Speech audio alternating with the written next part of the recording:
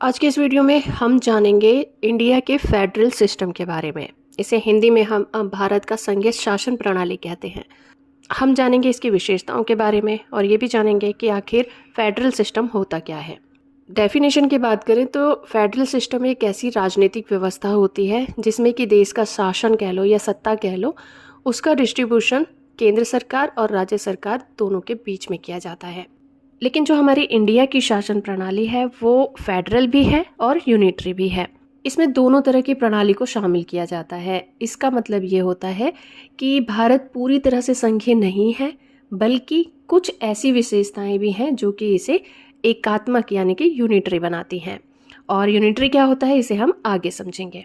तो आइए समझते हैं फेडरल सिस्टम के फीचर्स क्या हैं। भारत का जो संविधान है वो अमेरिका जैसे प्योर फेडरल मॉडल को नहीं अपनाता, बल्कि इसमें संघीय भी है और एकात्मकता का मिश्रण, दोनों तरह का मिश्रण किया गया है। इसी को कोऑपरेटिव फेडरलिज्म कहा जाता है या फिर इसे सेंट्रलाइज फेडरलिज्म भी कहा जा सकता है। यहाँ पर जो पावर्स है उनको 3 तरह से डिस्ट्रीब्यूट किया जाता है। यहाँ पर संविधान ने सरकार की पावर को 3 भागों में डिवाइड कर दिया है।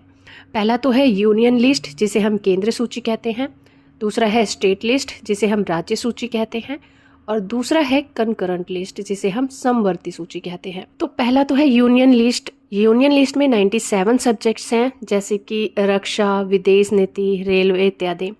और स्टेट लिस्ट में 66 सब्जेक्ट हैं, for example police, health and agriculture. और कंकरेंट लिस्ट में 47 सब्जेक्ट्स हैं, for example education, environment, marriage वगैरह से रिलेटेड कानून। भारत का संविधान केंद्र और राज्य सरकार के अधिकारों को परिभाषित करता है। भारत का संविधान हमें ये बताता है कि कोई भी सरकार संविधान के ऊपर नहीं है, संविधान सबसे ऊपर है। और ये केंद्र और राज्य सरकार की जो पावर्स हैं उसके बारे में हमें बताता है। यहाँ पर सुप्रीम कोर्ट और हाई कोर्ट केंद्र और राज्य सरकारों के बीच जो भी डिस्प्यूट पैदा होते हैं उनका निपटारा करते हैं। सुप्रीम कोर्ट की जो भूमिका होती है वो संविधान की व्याख्या करने की होती है और जो हमारा फेडरल सिस्टम है उसकी रक्षा करने की होती है। अब भारत की लेजिस्लेशन को 2 भागों में डिवाइड किया गया है।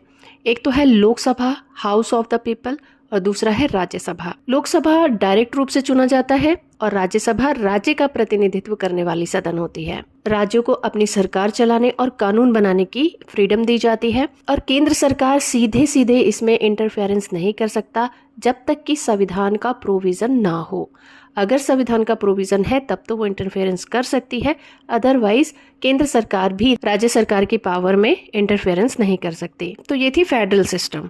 अब बात करते हैं यूनिटरी फीचर्स की। जैसे कि अब हमें पता है कि भारत फेडरल सिस्टम को अपनाता है, लेकिन इसमें ऐसी ऐसी विशेषताएं भी हैं जो कि इसे यूनिटरी बनाती हैं। क्योंकि यहाँ पर केंद्र सरकार को ज्यादा पावर दी गई है जिससे ये सुनिश्चित हो सके कि राष्ट्रीय एकता बनी रहे।